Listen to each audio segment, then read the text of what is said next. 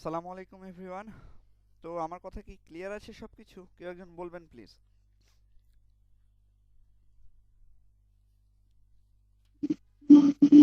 হ্যাঁ, ক্লিয়ার শোনা যাচ্ছে। আচ্ছা, ল্যাপটপের স্ক্রিন ক্লিয়ারলি দেখা যাচ্ছে?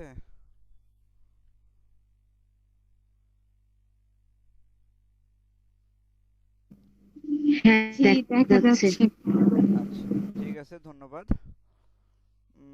তো আপনাদের বলছিলাম যে যারা ফ্রি ব্যাচে আছেন, আপনাদের মাসে 2টা করে ক্লাস হবে।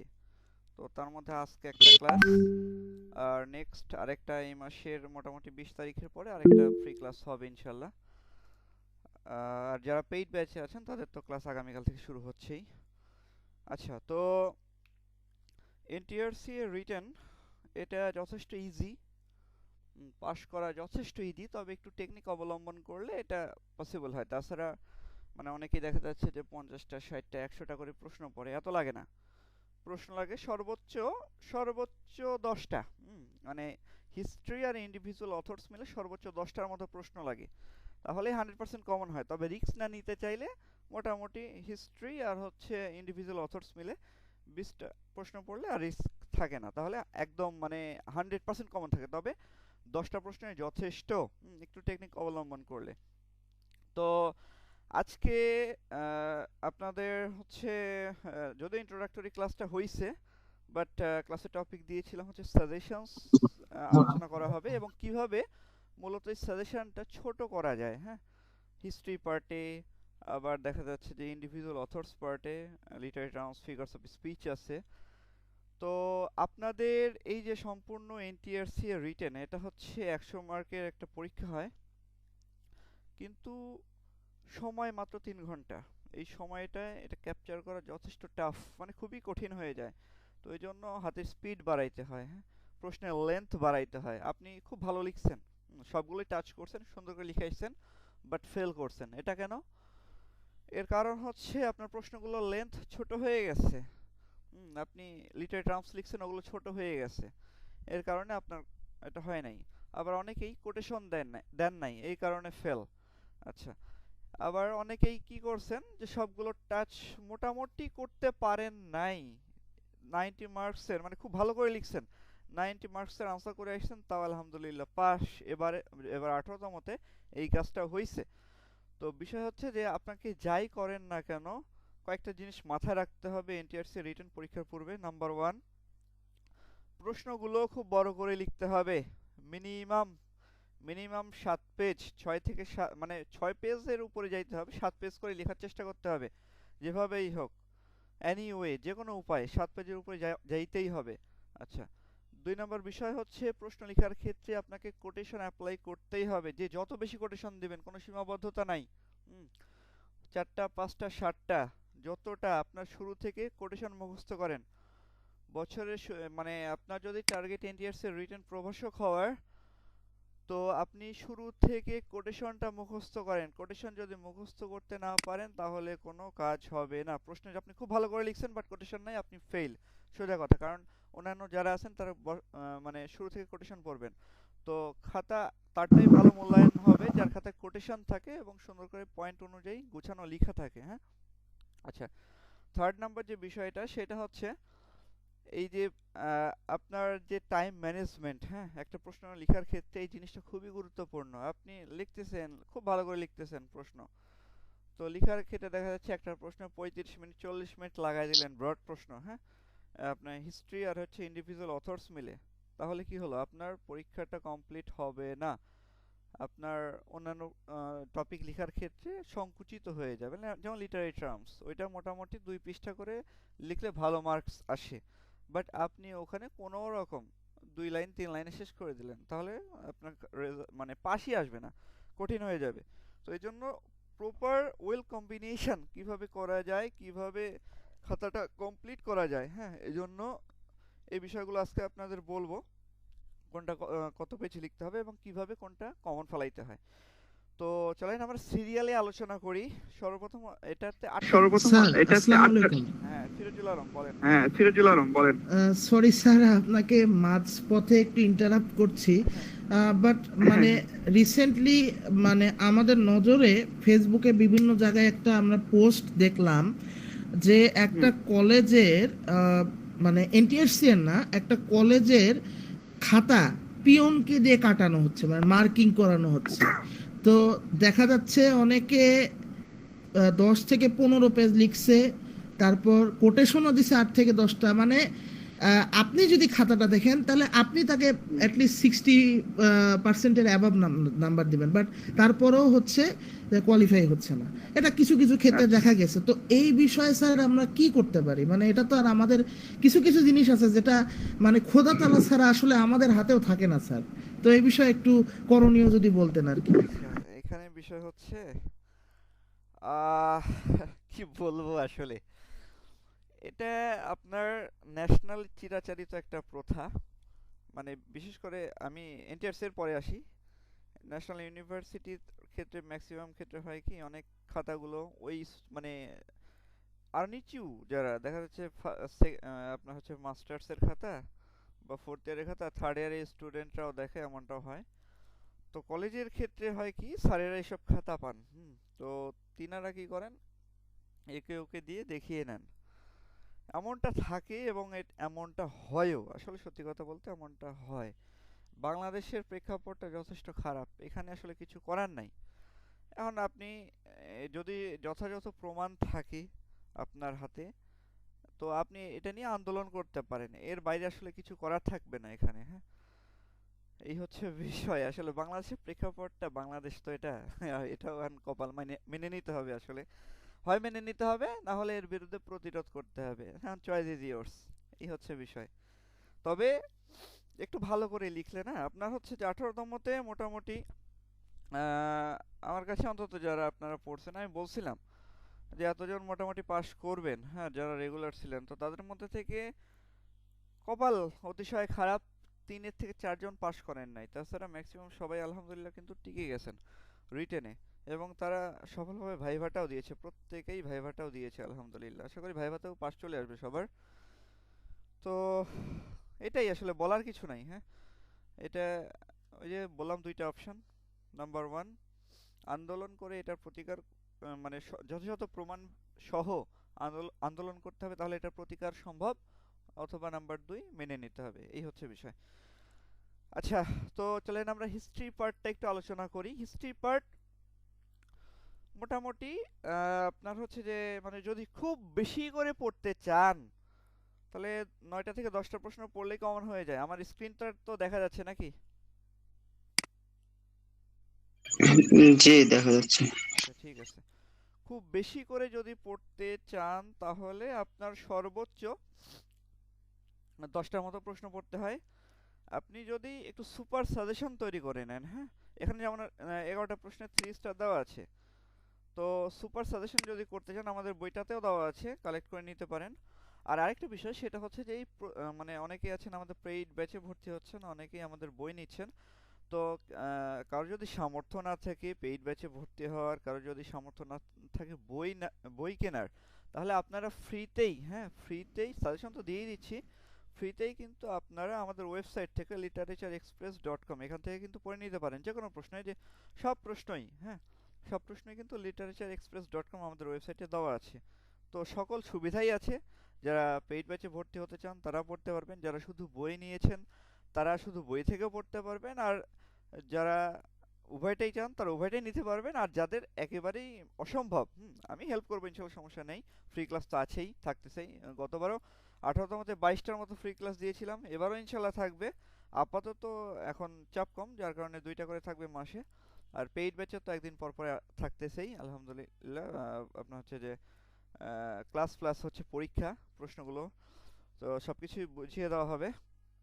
আর যাদের একেবারেই সমস্যা, তারা আমাদের ওয়েবসাইট থেকে ফ্রিতে পড়তে পারবেন, কোনো সমস্যা নেই। এগুলো সব কিছু ওয়েবসাইটে দেওয়া আছে। আচ্ছা, তো সুপার সাজেশনের, স্যার আমার হ্যাঁ বলেন। হ্যাঁ, আসসালামু আলাইকুম। ওয়ালাইকুম আসসালাম। আপনাদের গতবার যে অ্যালেক্সের বইটা ওইটা নিয়েছিলাম, ওইটার সাথে কি এখন যেটা বের করছেন কি পার্থক্য আছে কোনো? হ্যাঁ, হিউজ পার্থক্য আছে। আপনার হচ্ছে যে ওই বইটায় কোটেশন কম ছিল, মানে ছিল না বললে চলে, বিশেষ করে হিস্ট্রি পার্টে, হ্যাঁ, সেটা দেওয়া হয়েছে। অ্যানালাইসিসগুলো দেওয়া হয়েছে, প্রশ্ন অ্যানালাইসিস, যে কোনটাতে কোনটা কোন চ্যাপ্টার থেকে কোনটা আসার সম্ভাবনা রয়েছে।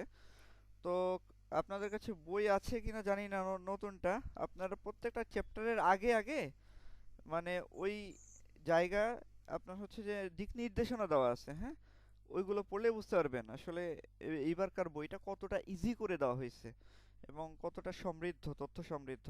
বইটার যথেষ্ট পর্যাপ্ত কোটেশন, পাশাপাশি যারা পেইড ব্যাচে আছেন ওদেরকে আমি পিডিএফ দিব প্রশ্নগুলোর ক্ষেত্রে আরও, মানে অনেক পিডিএফ আছে, মানে সময়ের সাথে সাথে হচ্ছে কি ডিমান্ড বাড়তেছে, হ্যাঁ, ডিমান্ড কিভাবে বাড়তেছে, সাপোজ গতবার কোটেশন না দিয়ে অনেকে পাস করছে, কিন্তু এবার দেখা যাচ্ছে কি হিস্ট্রি পার্টেও 3টা 4টা 5টা করে কোটেশন সেট করা হয়েছে। তো যারা কোটেশন দিবে, যারা কোটেশন দেয় নাই, তাদের থেকে আলটিমেটলি কি থাকবে, এগিয়ে থাকবে। তো এই জন্য আপনারা অবশ্যই সবগুলো পার্টে হিস্ট্রি থেকে ইন্ডিভিজুয়াল অথর্স, ইভেন ইভেন আপনার হচ্ছে লিটারি টার্মস পার্টেও কোটেশন সেট করা আছে, হ্যাঁ, একটা করে ডেফিনিশন আর একটা করে কোটেশন। তো কতটা ইনফ্লুয়েন্সিয়াল এবং কতটা মানে এনরিচড একটা বই হয়েছে এবার, আশা করি বইটা যারা আছে তারা বুঝতে পারবেন, এবং আমি পড়াইতে লাগলে এটা আরও বেশি ক্লিয়ার হবে ইনশাল্লাহ ক্লাসগুলোতে। তো সুপার সাজেশনে দেখেন হিস্ট্রি পার্টে আপনার হচ্ছে যে 5টা সুপার সাজেশন দেওয়া আছে, তবে এরপরেও যারা শর্ট করতে চান, হ্যাঁ, যারা 100% কমন রাখতে চান, বারবার বলতেছি, এরপরেও যারা শর্ট করতে চান বা 100% কমন রাখতে চান, তারা 5টা যুগের ফিচার্স পড়বেন। 5টা যুগও পড়া লাগবে না, হ্যাঁ। 18তম কোশ্চিন আপনারা ম্যাক্সিমাম সবাই পরীক্ষা দিয়েছেন 18তমতে। তো এটা কি করে, যে এই যুগ থেকে আপনার হচ্ছে যে মানে প্রশ্নটা হয় ওই যুগটাকে বাদ দেয়, এবং কিছু কিছু যুগ আছে এগুলোতে অল্টার করে, যেমন হচ্ছে ভিক্টোরিয়ান যুগ আর হচ্ছে রোমান্টিক যুগ, এই দুইটা যুগ অল্টার করে, মানে আগের সালে যদি ভিক্টোরিয়ান সে পরের সাল থেকে রোমান্টিক যুগ দেয়। এর ফিচার্সগুলোর কথা বলতেছি আমি, হ্যাঁ, ফিচার্সগুলো পড়লেই রেনেসা থেকে মডার্ন পিরিয়ড পর্যন্ত। তো এখন প্রশ্ন হচ্ছে রেনেসা যুগের মধ্যে আরও 4টা যুগ আছে, এলিজাবেথান, জ্যাকোবিয়ান, ক্যারোলাইন, এইজ আর হচ্ছে কমনওয়েলথ পিরিয়ড। তো এগুলো আলাদা করে কি ফিচার্স পড়তে হবে না?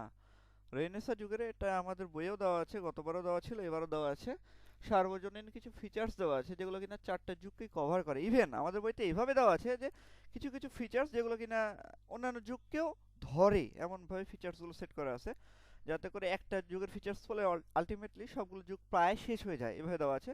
তো এইভাবে ফিচার্সগুলো যদি আপনি রেনেসা থেকে মডার্ন যুগের পড়েন, Renaissance, new classical, romantic, Victorian, modern, তো এই 5টা যুগের যদি ফিচার্সও আপনি পড়ে যান, তাহলে আপনি এই যে হিস্ট্রি পার্ট, হ্যাঁ, হিস্ট্রি অফ ইংলিশ লিটারেচার, অর্থাৎ 1 নম্বর প্রশ্নের উত্তর 100% আপনি লিখে আসতে পারবেন।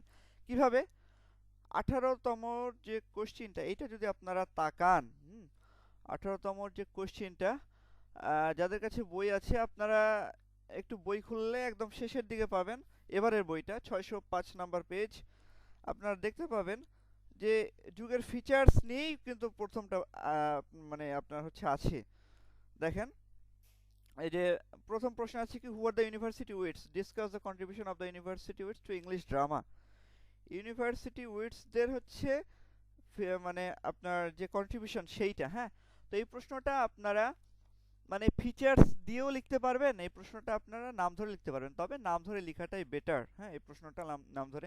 ক্রিস্টোফার মার্লো, তারপরে হচ্ছে আপনার থমাস কিড, তারপর থমাস ন্যাশ, থমাস লজ, এদের মতো থমাস কিড, এদের মতো রাইটার হচ্ছে রবার্ট গ্রিন, তো এদের মতো রাইটার হচ্ছে ইউনিভার্সিটি উইটস।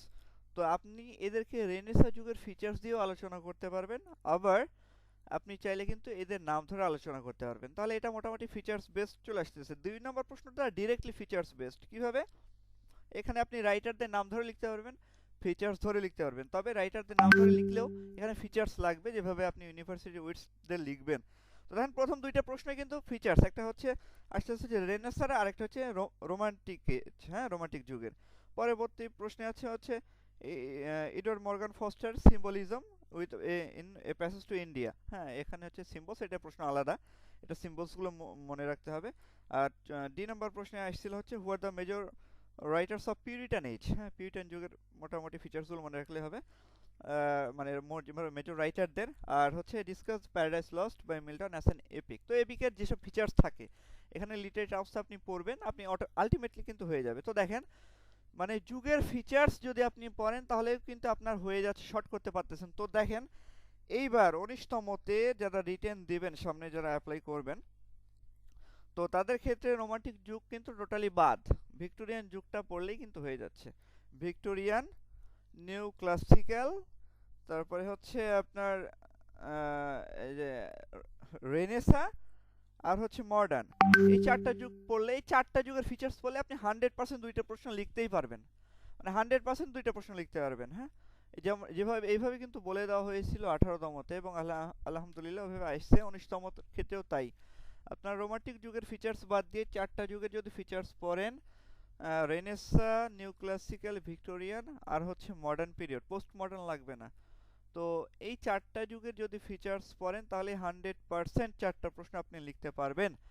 আর এখানে কোন কোন প্রশ্নগুলো থেকে 100% থাকবেই সেগুলো এখানে লিখে দেওয়া আছে। হ্যাঁ, 2, 4, 8, 17, 12 এটা বর্তমান বইয়ের। দেখেন এই জন্য বললাম যে বর্তমান বইটা যথেষ্ট ইনফ্লুয়েন্সিয়াল এবং ইনরিচড, কারণ এখানে সবকিছু একদম গুছিয়ে, মানে এক কথায় গুছিয়ে দেওয়া আছে, আপনাকে কোথাও খুঁজতে যাইতে হবে না, কোথাও মানে যাইতে হবে না বইটার বাইরে। যারা কোর্স ভর্তি হন নাই তাদের ক্ষেত্রে সমস্যা নেই, মানে বইটাই স্বয়ংসম্পূর্ণ সোজা কথায়। হ্যাঁ, বই সব কিছু দেওয়া আছে। 2, 4, 8, 17, 12, এই 32, 17, 32 এই পাঁচটা হচ্ছে সুপার সাজেশনের মধ্যে আছে। হ্যাঁ, তো আমি এটা পোস্ট করে দিব, সমস্যা নাই।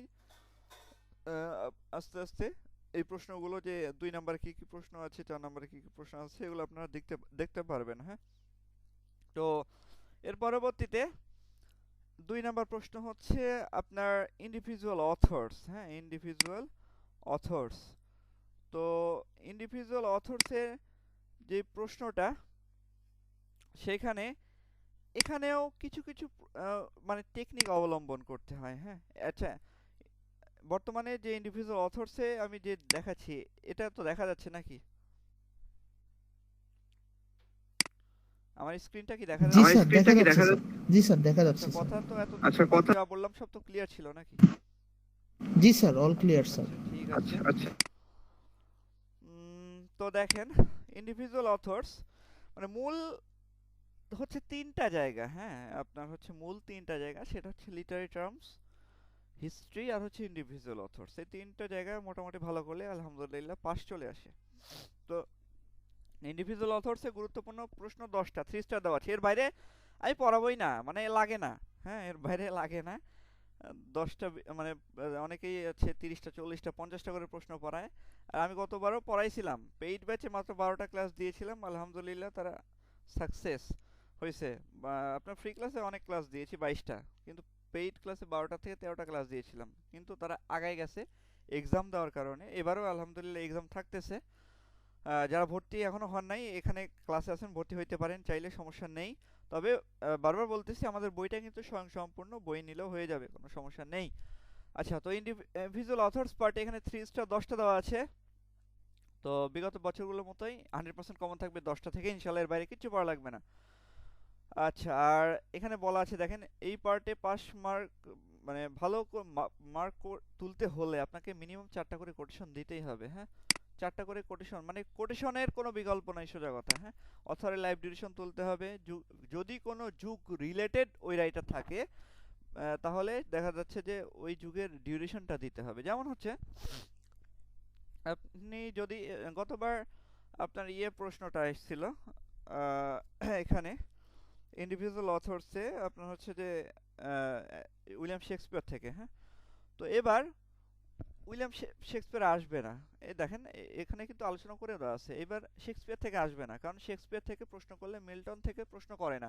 তবে 24-এ শেক্সপিয়ার থেকে করেছে, তাই 25-এ অর্থাৎ 19তম এর জন্য মিল্টন থেকে 100% নিশ্চিতভাবেই প্রশ্ন হবে, মানে ইন্ডিভিজুয়াল অথর্স পার্টের ক্ষেত্রে আমি বলতেছি। এখানে এবার শেক্সপিয়ার থেকে বাদ, আর শেক্সপিয়ার থেকে আপনি যদি বাদ দেন আলটিমেটলি প্রচুর প্রশ্ন কমে যাচ্ছে। আর মিল্টন থেকে প্রশ্ন এবার 100% হবে, কারণ এই দুইটার মধ্যে অল্টার করে। তো এইভাবে প্রশ্ন অ্যানালাইসিস কিন্তু করে দেওয়া আছে। হ্যাঁ, আর এটা অ্যানালাইসিসটা পাবেন আমাদের এবারের বইয়ের 149 নাম্বার পেজে। যখন আপনি যাবেন তখন আপনি অটোমেটিক্যালি দেখতে পাবেন যে কিভাবে কত সুন্দর করে অ্যানালাইসিস করে দেওয়া আছে এই ইন্ডিভিজুয়াল অথরস পার্টটা। হ্যাঁ, এই যে এইভাবে কিন্তু অ্যানালাইসিস করে দেওয়া আছে। হ্যাঁ, যে উইলিয়াম শেক্সপিয়ার দেখেন, আহ, এটা 18তম জন্য 3 স্টার ছিল, বাট এবার নাই, আসবে না, 100% নিশ্চিত থাকতে পারেন এবং উইলিয়াম শেক্সপিয়ারকে বাদ দিয়ে পড়তে পারেন। জন মিল্টন থেকে 100% আসবে, তাকে পড়তেই হবে। জনাথন সুইফট থেকে লাগবে না। Alexander pope 3 star, Charles Dickens 3 star, William Shakespeare 3 star, ST Coleridge. আচ্ছা, রোমান্টিক যুগের রাইটারদের মধ্যে আপনার হচ্ছে যে দুইজনকে বললেই হয়ে যাবে, উইলিয়াম ওরসো আর হচ্ছে এসটি কোলরিজ। পিবি শেলি গতবার 3 স্টার ছিল, এবার আর আসবে না, আসছেও। বাইরন থেকে দরকার নেই। ইডওয়ার্ড মর্গান ফস্টার, জিবি শ থেকে বাদ, টিএস ইলিয়ট। তো এই যে ইডওয়ার্ড মর্গান ফস্টার অর্থাৎ মডার্ন যুগ থেকে এই ইএম ফস্টার আর হচ্ছে টিএস ইলিয়ট, এই দুইটা থেকে পড়লেই একটা কমন 100% নিশ্চিত। আচ্ছা, আর রোমান্টিক যুগ থেকে আপনার ওরসো তার হচ্ছে কোলরিজ পড়লেই একটা নিশ্চিত 100%। আচ্ছা, আর আপনার নিউ ক্লাসিক্যাল যুগ থেকে, নিউ ক্লাসিক্যাল যুগের কথা যদি বলি, আলেকজান্ডার পোপ এবং চার্লস ডিকেন্স, এই দুইটা পড়লেই। তবে চার্লস ডিকেন্সের ক্ষেত্রে কি হয়েছে, আপনার মানে রিপিটটা খুব কম হয়। হ্যাঁ, আলেকজান্ডার পোপটা একটু বেশি করে পড়বেন। আর এখানে হচ্ছে জন মিল্টন পড়লে 100% একটা কমন। তাহলে দেখেন এইভাবে কিন্তু আলোচনা উপরে করেও দেওয়া আছে বইটাতে। হ্যাঁ, কিভাবে করে দেওয়া আছে যে এইবার দেখেন ইয়ের কথা তো বললামই, শেক্সপিয়ারের কথা। শেক্সপিয়ারকে দিলে মিল্টনকে দেয় না, মিল্টনকে দিলে শেক্সপিয়ারকে দেয় না। তো এবারের জন্য মিল্টন খুবই গুরুত্বপূর্ণ, এই জন্য শেক্সপিয়ার বাদ। আর জনাথন সুইফটের কথা যদি বলি তো দেখেন জনাথন সুইফট গতবার প্রশ্ন হয়েছে তার কাছ থেকে। হ্যাঁ, তো এবার আসবে না, এবার আলেকজান্ডার পোপ এবং চার্লস ডিকেন্স এদের মধ্যে পড়লে একজন 100% প্রশ্ন থাকবে এদের মধ্যে থেকে, অর্থাৎ আলেকজান্ডার পোপ এবং চার্লস ডিকেন্স। আবার কি বলে দেওয়া আছে পরের লাইনেই, যে এইবার চার্লস ডিকেন্স খুবই গুরুত্বপূর্ণ, তবে চার্লস ডিকেন্স থেকে কোনো প্রশ্ন আজ পর্যন্ত রিপিট হয়নি, অর্থাৎ আজ পর্যন্ত চার্লস ডিকেন্সের কোনো একটা প্রশ্ন রিপিট হয়নি। তাই চার্লস ডিকেন্সকে বাদ দিয়ে দেওয়া ভালো হবে, তবুও চাইলে পড়তে পারেন। মানে চার্লস ডিকেন্স থেকে দেখা যাচ্ছে যে কোনো একবার প্রশ্ন হয়েছে আপনার ইয়ে থেকে, মানে টেল অফ টু সিরিজ থেকে, আবার কখনো হয়েছে গ্রেট এক্সপেকটেশনস থেকে।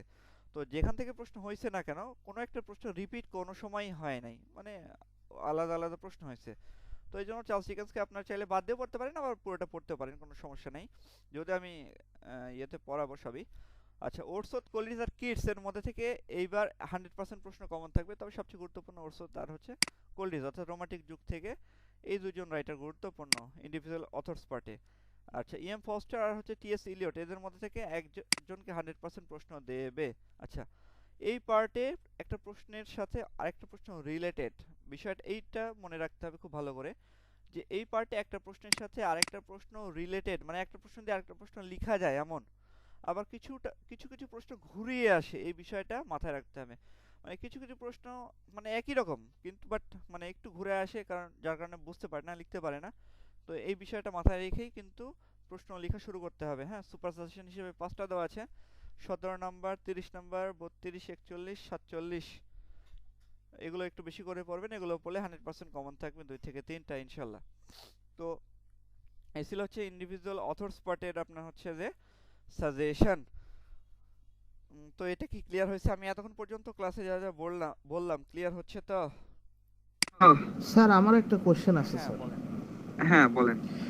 স্যার ওই if I am not wrong, history পার্টে আপনি বললেন যে রোমান্টিক এজটা আসবে না, বাট পরে গিয়ে আপনি হচ্ছে বললেন যে ওয়ার্ডসওয়ার্থ, কোলরিজ না, এটা এরা হচ্ছে ইন্ডিভিজুয়াল ইন্ডিভিজুয়াল। অথর্সের জন্য।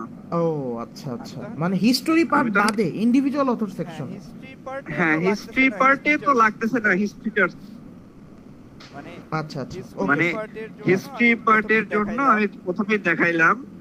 এখানে দেখেন, এখানে যদিও দেখেন লিখে দেওয়া আছে যদিও এবার। লিখে দেওয়া আছে এবার। আচ্ছা, মাইক্রোফোনটা একটু আচ্ছা, অফ করেন। মাইক্রোফোনটা একটু এই যে এখানকার শুরুতেই যে দিক নির্দেশনা আছে এটা খুব ভালো করে আপনারা পড়বেন। হ্যাঁ, দেখেন আমি এটা আবার পড়তেছি হিস্ট্রি পার্টে। শুধুমাত্র রেনেসা থেকে মডার্ন অর্থাৎ এই 5টা যুগের ফিচার্স পড়লে হিস্ট্রি পার্টে যে কোনো প্রশ্ন লেখা সম্ভব। মিনিমাম 2টা প্রশ্ন ফিচার্স রিলেটেড থাকবেই, মানে প্রতিবার থাকে।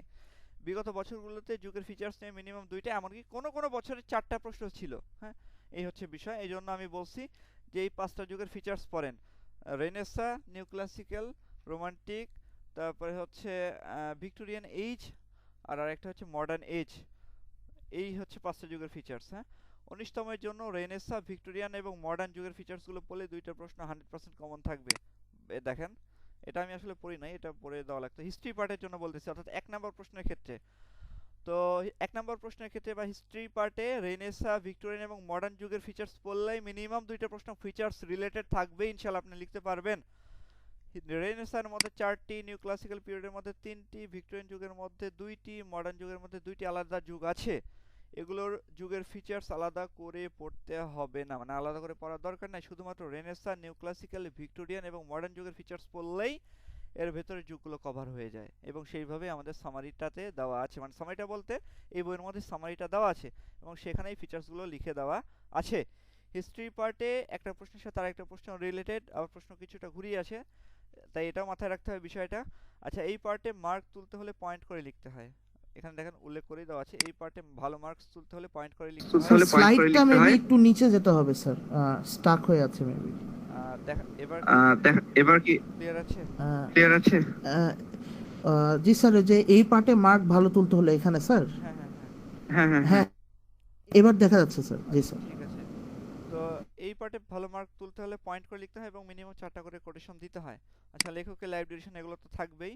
খুবই গুরুত্বপূর্ণ 11টা 3 স্টার দেওয়া আছে। তো আপনাকে আমি যেটা বললাম সেটা হচ্ছে যে এই যে হিস্ট্রি পার্ট, মানে হিস্ট্রি পার্ট এবং ইন্ডিভিজুয়াল অথর্স দুইটা গুলিয়ে ফেলবেন না, দুইটা আলাদা পার্ট বলতেছি। হ্যাঁ, 1 নম্বরে থাকে হচ্ছে হিস্ট্রি পার্ট থেকে প্রশ্ন, 2 নম্বরে থাকে ইন্ডিভিজুয়াল অথর্স থেকে প্রশ্ন, বিষয়টা মনে রাখেন। তো ইন্ডিভিজুয়াল অথর্স থেকে কী থাকে, বিভিন্ন রাইটার থেকে প্রশ্ন থাকে, আর হিস্ট্রি পার্টে বিভিন্ন যুগের ফিচার্স এবং সেগুলো রাইটার থেকেই প্রশ্ন থাকে আর কি, অন্য কিছুই নাই। তো তবুও আলাদা করে অ্যানালাইসিস করে দেওয়া আছে হিস্ট্রি পার্টের জন্য। এবার কোন কোন যুগের ফিচার্স গুরুত্বপূর্ণ সেটা বলে দেওয়া আছে। রেনেসাঁ, ভিক্টোরিয়ান এবং মডার্ন, এই 3টা যুগের ফিচার্স বলে 2টা প্রশ্ন 100% লিখতে পারবেন, কারণ এখান থেকে প্রশ্ন হবে। আর ইন্ডিভিজুয়াল অথর্সের আমি যেটা দেখাইলাম সেটা হচ্ছে যে এখানে দেখেন অ্যানালাইসিস করে, যদি আমি বললাম যে এই রাইটারগুলো গুরুত্বপূর্ণ, হ্যাঁ, এটাগুলো আমি পড়াবো পরবর্তী ক্লাসগুলোতে, এক একে সামনের ক্লাস থেকে ফ্রি ক্লাসগুলোতে আপনাদের আমি একটা দুইটা করে প্রশ্ন পড়ানো শুরু করব। হ্যাঁ, যাতে করে আস্তে আস্তে আপনারা এগিয়ে যেতে থাকেন। আর আগামীকাল থেকে পেইড ক্লাস, তাদের ক্ষেত্রে তো এটা হচ্ছেই। তো দেখেন এই পার্টে, তবে মানে ডিটেলস সাজেশনের ক্ষেত্রে হ্যাঁ এভাবে 10টা করে প্রশ্ন দেওয়া আছে, 10টা 10টা 20টা 2 পার্টেই, এটা বলে এনাফ, আর কিছু লাগবে না। এই হচ্ছে বিষয়। তবে কি করে পড়তে হবে যে সবকিছু কিন্তু প্রত্যেকটা টপিকের এখানে ধরে ধরে কিন্তু আলোচনা করে দেওয়া আছে। হ্যাঁ, হিস্ট্রি এবং ইন্ডিভিজুয়াল অথর্স পাশাপাশি অ্যানালাইসিসটাও করে দেওয়া আছে, যাতে করে আপনাদের মনে কোনো ডাউট না থাকে। হ্যাঁ, কোনো রূপ যেন ডাউট না থাকে, এইভাবে কিন্তু করে দেওয়া আছে। এগুলো শেয়ার করে দেওয়া আছে হয়তো, যদি না থাকে আমি দিয়ে দেবো, আপনারা একটু দেখে নেবেন পরবর্তীতে। হ্যাঁ, এর পরবর্তীতে আমি নেক্সট টপিকে চলে যাচ্ছি। নেক্সট টপিক হচ্ছে আপনার টপিক আর কি, লিটারারি টার্মস। তো লিটারারি টার্মসের ক্ষেত্রে আমি যদি একটু আপনাদেরকে দেখাই, আচ্ছা একটু ওয়েট করবেন প্লিজ, সেটা ওপেন হয় নাই এখনো।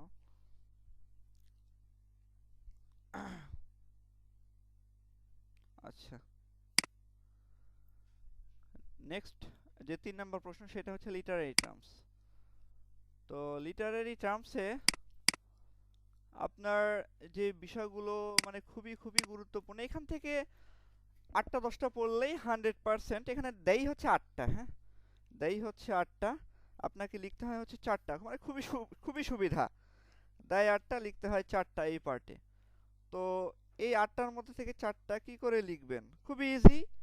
মোটামুটি 10টার থেকে 11টা পড়লে 100% এখান থেকে লেখা যায়, মানে 100% কমন আসে সোজা কথা। তো লিটারারি টার্মসে আপনার হচ্ছে যে এবার 9টা সুপার সাজেশনে দেওয়া আছে, 9টা। তো 9টা স্যার, হ্যাঁ বলেন। আবার একটু বিরক্ত করছি স্যার, সরি। আপনি কি স্যার নেক্সট স্লাইডে গিয়েছেন যেখানে লিটারারি টার্মস গুলো আছে? বিকজ আমার স্ক্রিনে স্যার ইএম ফস্টার দেখতে পাচ্ছি আমি। আচ্ছা, এবার জি স্যার, এবার এবার দেখা যাচ্ছে স্যার। জি স্যার, জি স্যার, থ্যাংক ইউ ঠিক স্যার। আছে, ধন্যবাদ। আচ্ছা, মাঝে মধ্যে একটু এভাবে ধরাই দিন, তাহলে বিষয়টা ভালো হবে আর কি। আচ্ছা, তো আচ্ছা, বারবার ফিরোজুল আলম বলতেছেন, আপনাদের কি বাকিরা কি সব শুনতে পাচ্ছেন তো নাকি? জি স্যার, শুনতে পাচ্ছি। জি স্যার পাচ্ছি। আচ্ছা ঠিক আছে, একটু রেসপন্স করেন আপনারাও। আচ্ছা, তো দেখেন লিটারেরি টার্মস, হ্যাঁ, এবারে বেছে বেছে যদি 9টা পড়েন আমাদের বই থেকে 100% 100% কমন, এর বাইরে কিছু লাগবে না। তো স্ক্রিনটা দেখা যাচ্ছে না। দেখা যাচ্ছে না? না স্যার। স্যার কিন্তু স্যার কোন 9টা বা 10টা পড়বো এটা তো আইডেন্টিফাই করে হ্যাঁ দিলে হ্যাঁ ভালো হতো। হ্যাঁ হ্যাঁ, আমি বলে দেবো, সব একটু বলে দেবো। আচ্ছা, সবাই সবাই কি স্ক্রিন দেখতে পাচ্ছেন? না স্যার, দেখা যাচ্ছে না। দেখতে পাচ্ছি না। পাচ্ছি স্যার, দেখতে আচ্ছা আচ্ছা, পাচ্ছি। যাদের সমস্যা হচ্ছে, হ্যাঁ, আপনারা যাদের, দেখা আমি যাচ্ছে বলি যাদের সমস্যা হচ্ছে তারা কেটে দিয়ে আবার জয়েন করেন, হ্যাঁ, তাহলে দেখতে পাবেন। নেটের সমস্যার কারণে এমনটা হয়, মাঝে মধ্যে দেখা যায় না। আচ্ছা দেখেন, কোন 9টা গুরুত্বপূর্ণ পড়লে 5 থেকে 6টা, মানে 5 থেকে 6টা আপনি 100% কমন পাবেন কোন 9টা পড়লে।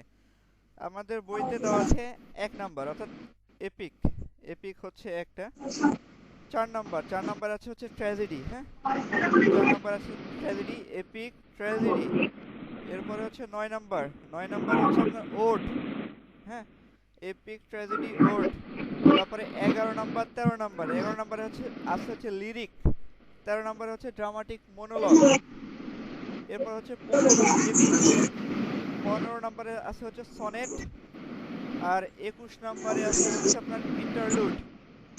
21 নাম্বারে ইন্টারলুড। এরপর হচ্ছে 22 আর 24। 22 নাম্বারে আছে হচ্ছে সলিলোকুই, আর 24 নাম্বার হচ্ছে পোয়েটিক জাস্টিস।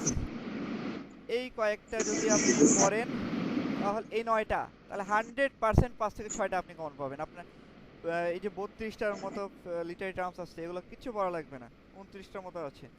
এই যে 9টা বললাম, এই 9টা পড়লে 100% আপনি 5 থেকে 6টা, মানে 4টার কথা বলতেছি না, মানে মিনিমাম 6টা আপনি কমন পাবেনই 100% ইনশাল্লাহ। ঠিক আছে, মানে একটু টেকনিকের দিকে করতে হয়, টেকনিক অবলম্বন করে পড়লে এগুলো 100% কমন পাওয়া যায়। এবং এই যে সাজেশনটা বা সম্পূর্ণ যে সিলেবাসটা এনটিআরসি রিটেনের লেকচারের, এটা খুব ছোট হয়ে আসে। তো এই 9টা আমি আবারও রিপিট করতেছি, এই 9টা আপনারা খুব ভালো করে পড়বেন। যারা ফ্রি আছেন, যারা পেইড আছেন তাদেরকে তো পড়াবই। তো এই 9টার বাইরে কিচ্ছু পড়া লাগবে না। কি কি আবার রিপিট করতেছি আমি। নাম্বার 1, এটা 1 নম্বরে হচ্ছে আপনার এপিক। তারপরে 4 নাম্বার আছে আমাদের বইতে, সেটা হচ্ছে ট্র্যাজেডি। তারপরে 9 নম্বরে আছে হচ্ছে আপনার ওড। তারপরে 11 নম্বরে হচ্ছে লিরিক। তারপর হচ্ছে 13 নম্বরে আছে হচ্ছে ড্রামাটিক মোনোলগ। তারপর হচ্ছে 15 নম্বর, 21 নম্বর, 15 নম্বরে আছে হচ্ছে সনেট। 21 নম্বরে আছে হচ্ছে আপনার ইন্টারলুড। তারপরে 22 আর 24, 22 নম্বরে আছে হচ্ছে সলিলোকুই, আর 24 নম্বর হচ্ছে পোয়েটিক জাস্টিস। এই 9টা পড়বেন, এই 9টার বাইরে আর কিচ্ছু লাগবে না, 100% গ্যারান্টি দিয়ে বলতেছি। এর মধ্যে থেকেই 5 থেকে 6টা, মানে মিনিমাম 6, আশা করি 6টা থাকবেই ইনশাল্লাহ কমন। আচ্ছা, লিটারি টার্মস হয়ে গেল। এর পরবর্তীতে figures of speech. Figures of speech প্রচুর আছে, হ্যাঁ, এগুলোর বাইরেও প্রচুর আছে, তবে ওগুলো থেকে আসে না। আপনার সিমিলি কিছু কিছু জিনিস আছে ফিগারস অফ স্পিচে, সেগুলো কিনা রিপিট হয়, যেমন হচ্ছে আপনার সিমিলি, মেটাফর, এগুলো রিপিট হয়। তো ফিগারস অফ স্পিচে কি হয়, ফিগারস অফ স্পিচ, তো এই জায়গাতে কি হয় আপনার হচ্ছে যে সিমিলি, মেটাফর, ইমেজ বা ইমাজারি যাই বলেন না কেন একই জিনিস, আইরনি, অ্যানালজি।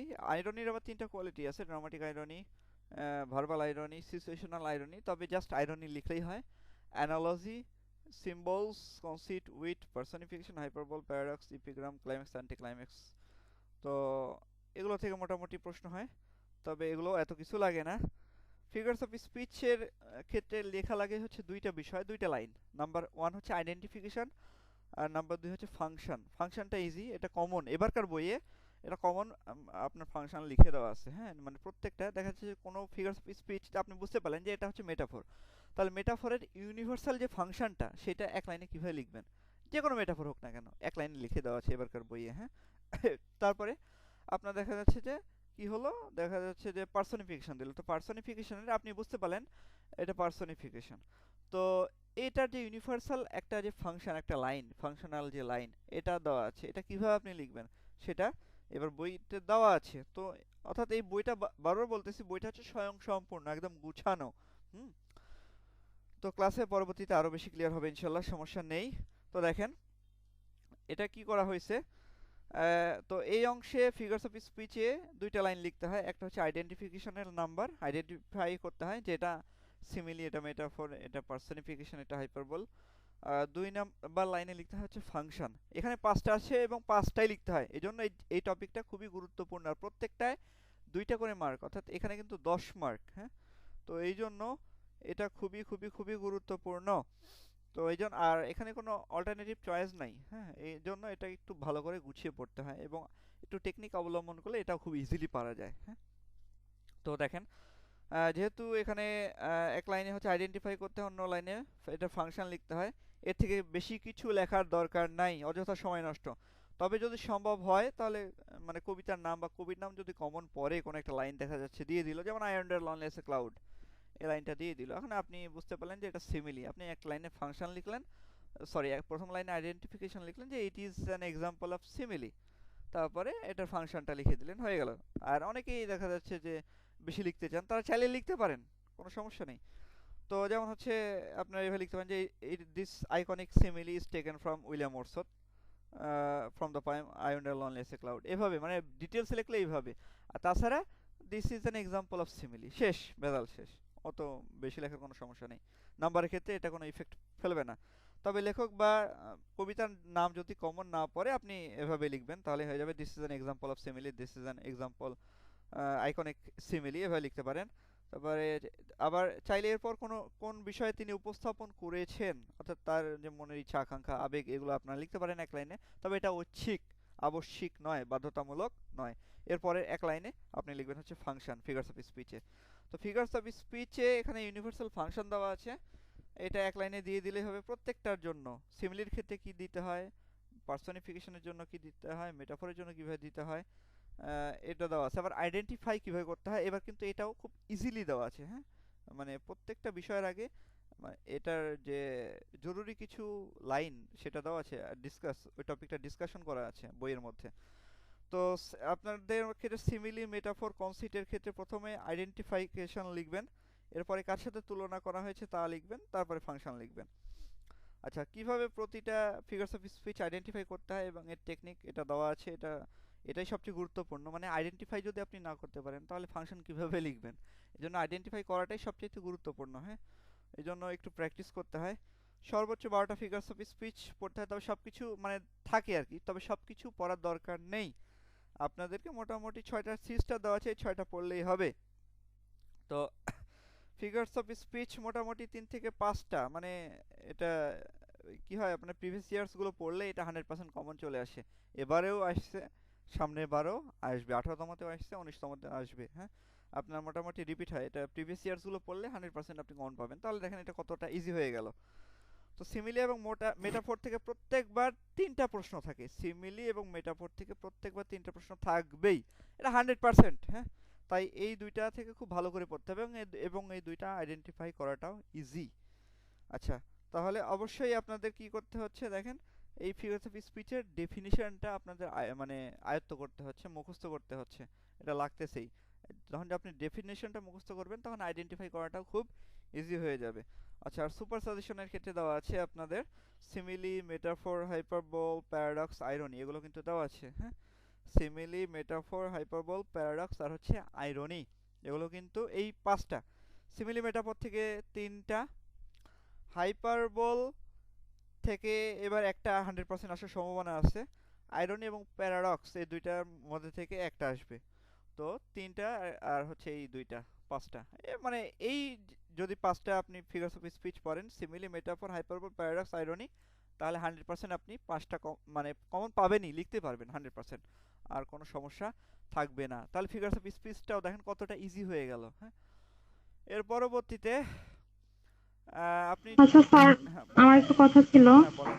সেটা হচ্ছে ফিগার অফ স্পিচ গুলোতে শুধু আমরা প্রথমে মানে কি কম্পেয়ারটা লিখবো না, যে যেমন হচ্ছে life is but a walking shadow, এখানে আমরা লিখলাম যে দিস ইজ এ মেটাফর, এতটুকু লিখে তারপর যে ইনডাইরেক্টলি কম্পেয়ার করা হয়েছে এটা এতটুকু লিখলে হবে নাকি ফাংশনটাও লিখতে হবে?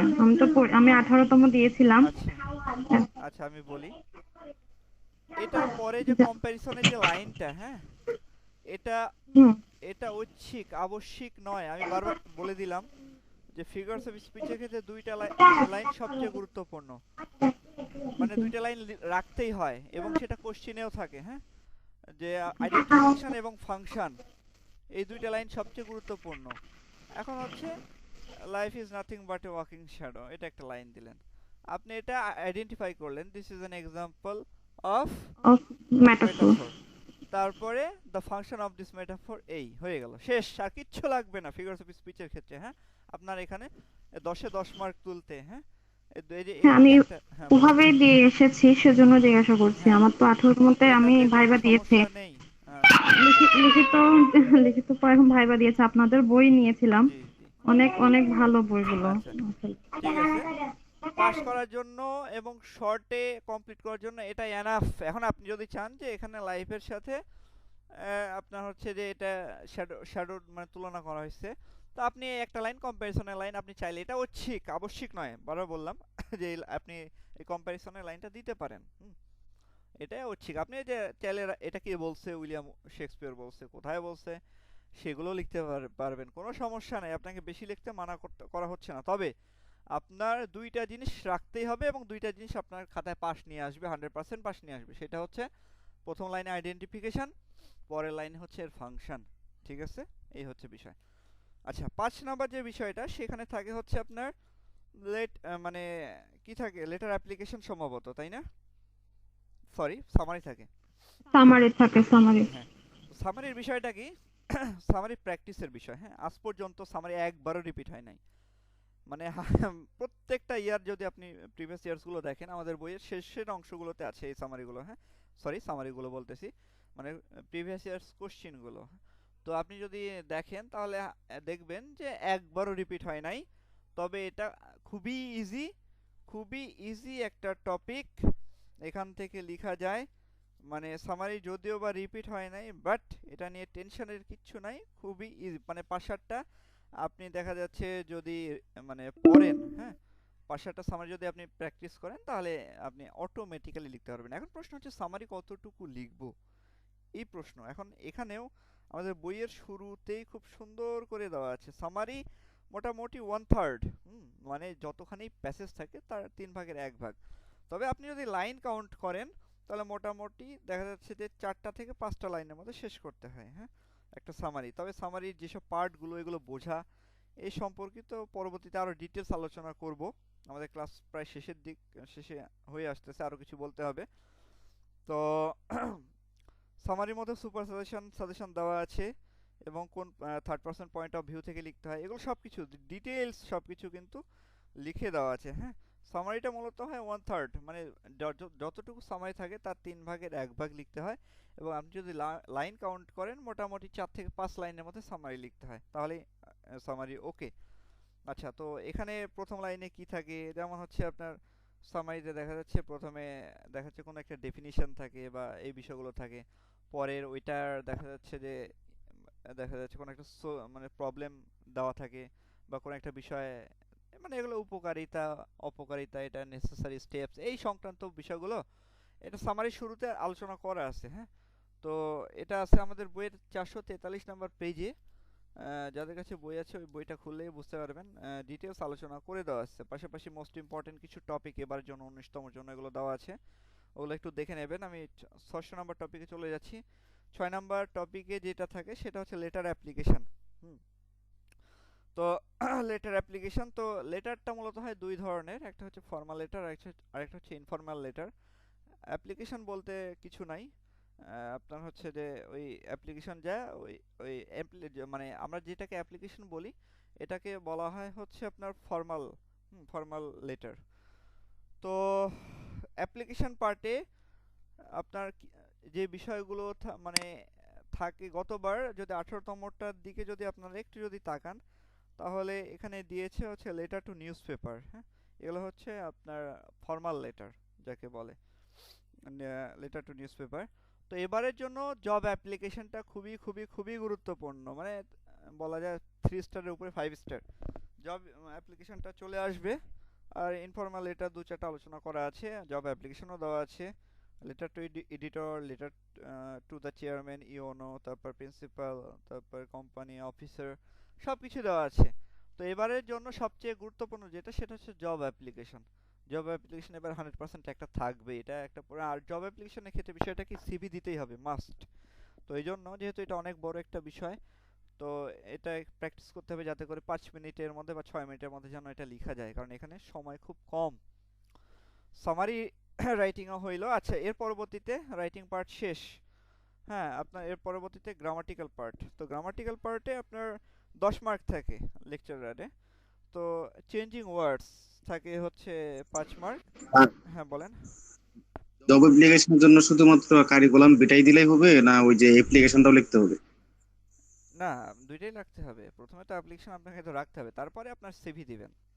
ঠিক আছে? দুইটা। আচ্ছা, ঠিক আছে, ধন্যবাদ। আচ্ছা, এর পরবর্তীতে দেখেন গ্রামার পার্ট থাকে হচ্ছে স্যার লিখতে হবে বলতে কি কাভার লেটারটাও লিখতে হবে? আপনার কভার লেটার ওগুলো বলতে আপনি প্রথমে অ্যাপ্লিকেশনটা লিখবেন। আমি বলি, একদম ক্লিয়ারলি বলি, আপনি প্রথমে আচ্ছা। অ্যাপ্লিকেশনটা লিখবেন। হ্যাঁ, যে আমি এই নিউজ পেপার থেকে এটা থেকে আপনার বিষয় সম্পর্কে জি জানছি, জি জি। আমি আবেদন করতেছি, এই সেই হাবিজাবি ইয়ে করলাম। তারপরে পরের এই অ্যাপ্লিকেশন পার্ট এক পেজে, আর আপনার হচ্ছে যে পরের পেজে রাখবেন হচ্ছে আপনার সিভি। হ্যাঁ, সিভিটা আচ্ছা কিভাবে আচ্ছা। এক পেজে আটানো যায় সেভাবে আমাদের বইতেও দেওয়া আছে।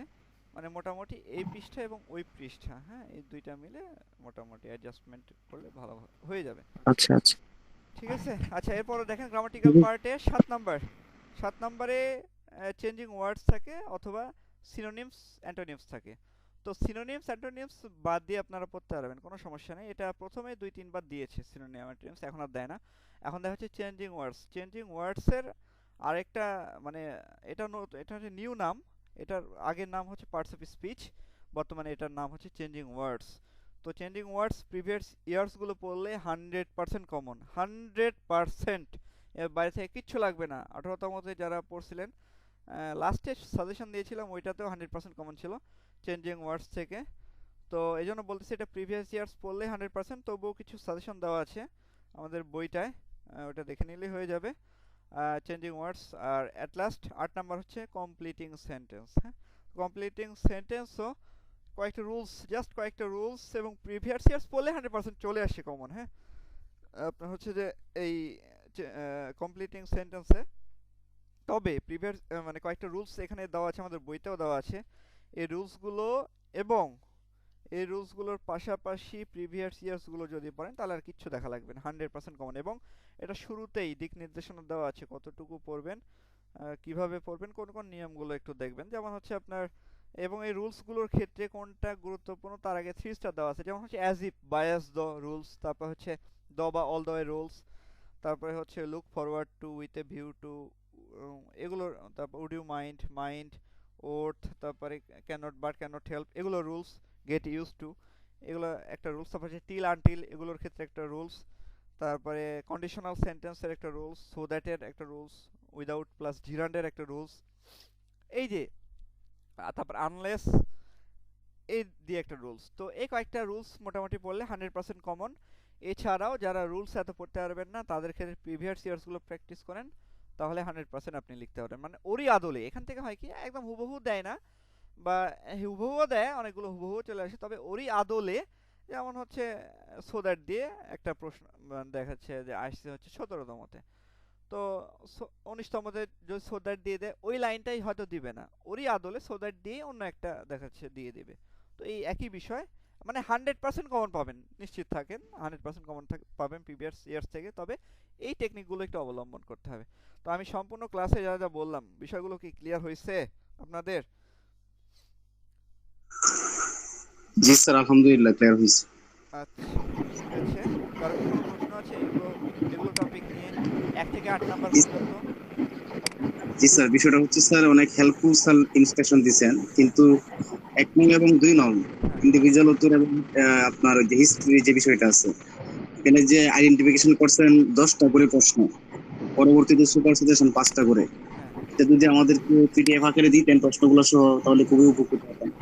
আচ্ছা, বিষয় হচ্ছে এগুলো আমাদের ওয়েবসাইটে দাও, আমি সার্চ সাজেশনটা দিয়ে দিব, হ্যাঁ সাজেশনটা জি জি দিয়ে দিব, সমস্যা নেই। তবে প্রশ্নগুলো আমাদের ওয়েবসাইটে দেওয়া আছে, আপনারা ওয়েবসাইট থেকে ফ্রিতে পড়তে পারবেন, কোনো সমস্যা নেই যারা ফ্রি ব্যাচে আছেন।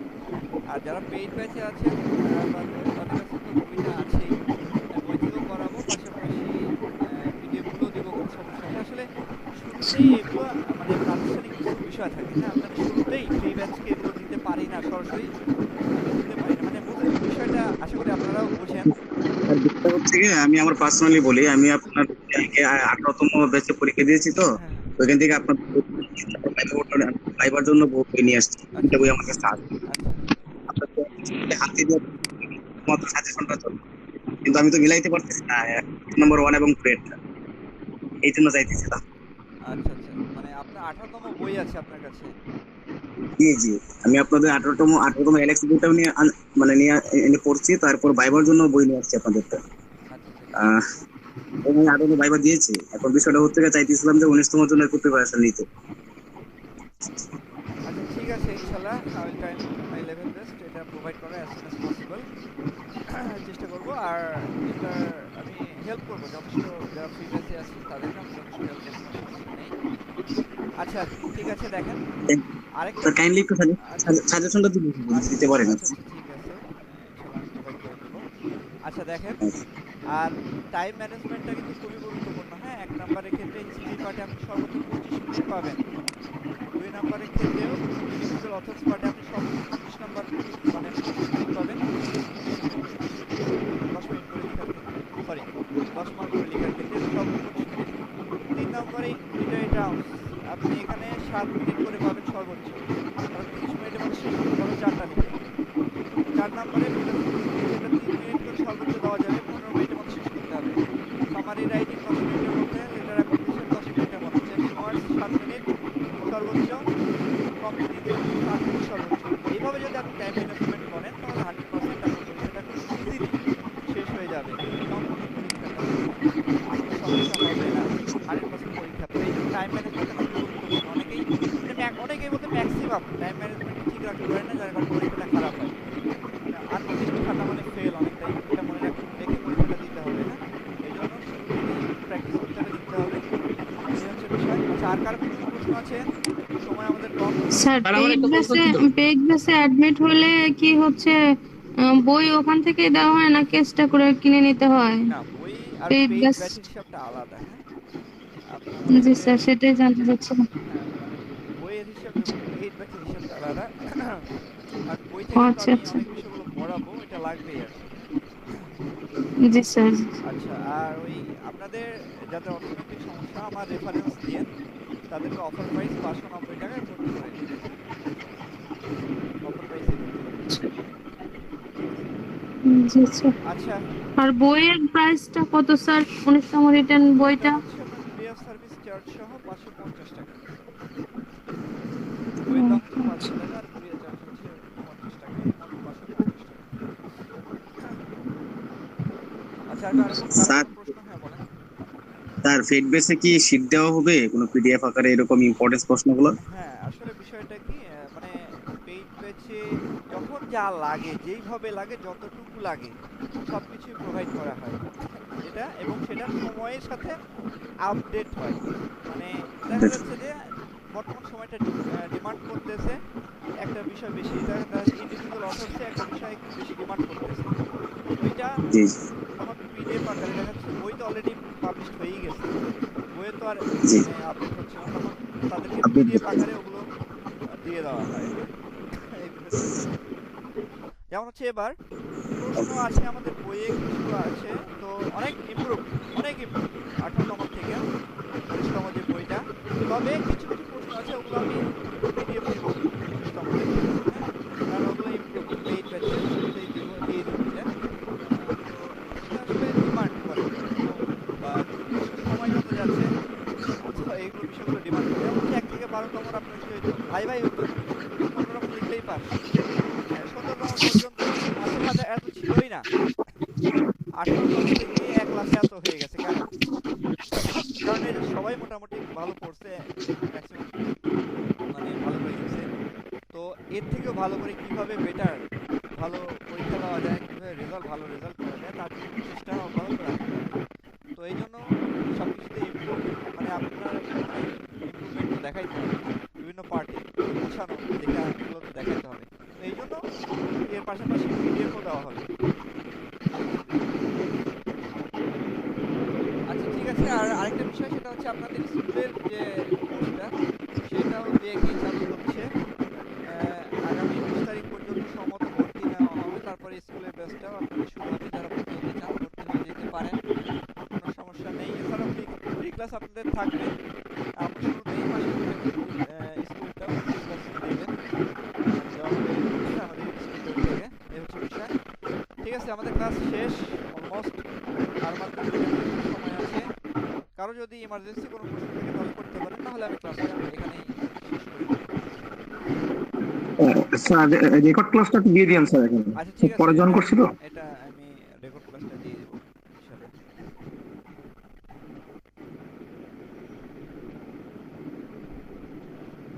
আচ্ছা, যারা কমেন্ট করতেছেন তারা একটু মানে আমাদের বই থেকে লিখলে সর্বোচ্চ কত মার্কস পাওয়া যাবে, তাই তো? এই প্রশ্নটা করলে আমি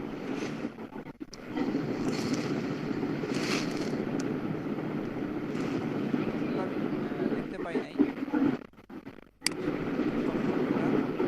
আচ্ছা, সর্বোচ্চ নাম্বার ক্যারি করতে পারবো না, এর সাথে আমাদের নোট করা জরুরি, কাইন্ডলি যদি বলতেন আপনাদের বই প্রদান করা যায় আমাদের জানাবেন আপনাদের রেসপন্স করবো স্যার। আচ্ছা, আমাদের এবারে যে বইটা এটা 100% যথেষ্ট আপনার মানে পাস করার ক্ষেত্রে 100% যথেষ্ট, মানে পাস করার মতো ক্যারি করার ক্ষেত্রে যথেষ্ট।